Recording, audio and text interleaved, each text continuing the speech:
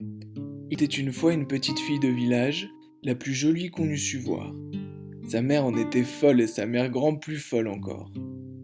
Cette bonne femme lui fit faire un petit chaperon rouge qui lui seyait si bien que partout on l'appelait le petit chaperon rouge.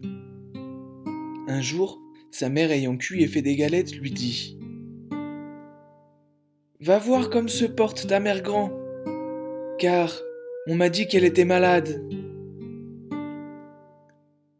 Porte-lui une galette et ce petit pot de beurre. Le petit chaperon rouge partit aussitôt pour aller chez sa mère grand, qui demeurait dans un autre village. En passant dans un bois, elle rencontra Compère le loup, qui eut bien envie de la manger. Mais il n'osa à cause de quelques bûcherons qui étaient dans la forêt. Il lui demanda où elle allait. La pauvre enfant, qui ne savait pas qu'il est dangereux de s'arrêter à écouter un loup, lui dit: Je vais voir ma mère grand, et lui porter une galette et un petit pot de beurre que ma mère lui envoie. Demeure-t-elle loin? Lui dit le loup. Oh oui, dit le petit chaperon rouge. C'est par-delà le moulin que vous voyez tout là-bas, à la première maison du village. Eh bien, dit le loup, je veux l'aller voir aussi. Je m'y en vais par ce chemin ici, et toi par ce chemin-là. Et nous verrons qui plus tôt y sera.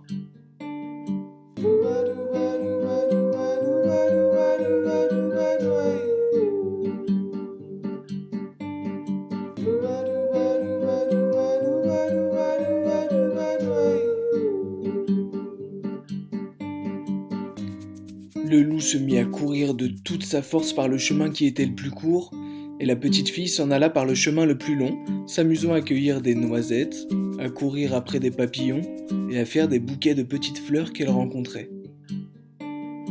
Le loup ne fut pas longtemps arrivé à la maison de la mère grand. Il heurte.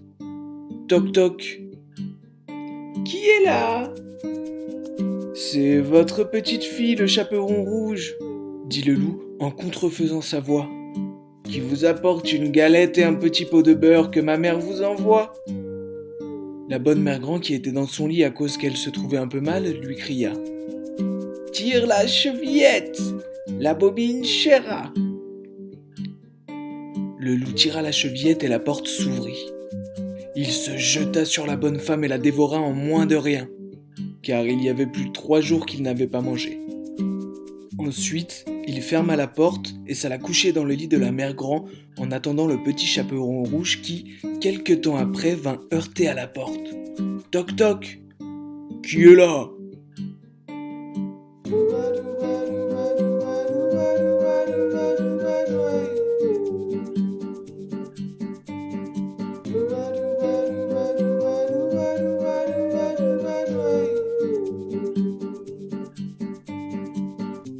Le petit chaperon rouge qui entendit la grosse voix du loup eut peur d'abord, mais, croyant que sa mère grand était enrhumée, répondit: C'est votre fille, le petit chaperon rouge, qui vous apporte une galette et un petit pot de beurre que ma mère vous envoie. Le loup, lui, cria en adoucissant un peu sa voix: Tire la chevillette, la bobine chera. Le petit chaperon rouge tira la chevillette et la porte s'ouvrit. Le loup, la voyant entrer, lui dit en se cachant dans le lit sous la couverture: Mets la galette et le petit pot de beurre sur la huche et viens te coucher avec moi. Le petit chaperon rouge se déshabille et va se mettre dans le lit, où elle fut bien étonnée de voir comment sa mère grand était faite en son déshabillé. Elle lui dit: Mère grand, que vous avez de grands bras! C'est pour mieux t'embrasser, ma fille. Mère grand, que vous avez de grandes jambes! C'est pour mieux courir, mon enfant. Mère grand, que vous avez de grandes oreilles! C'est pour mieux écouter, mon enfant. Mère grand, que vous avez de grands yeux! C'est pour mieux voir, mon enfant. Mère grand, que vous avez de grandes dents! C'est pour mieux te manger.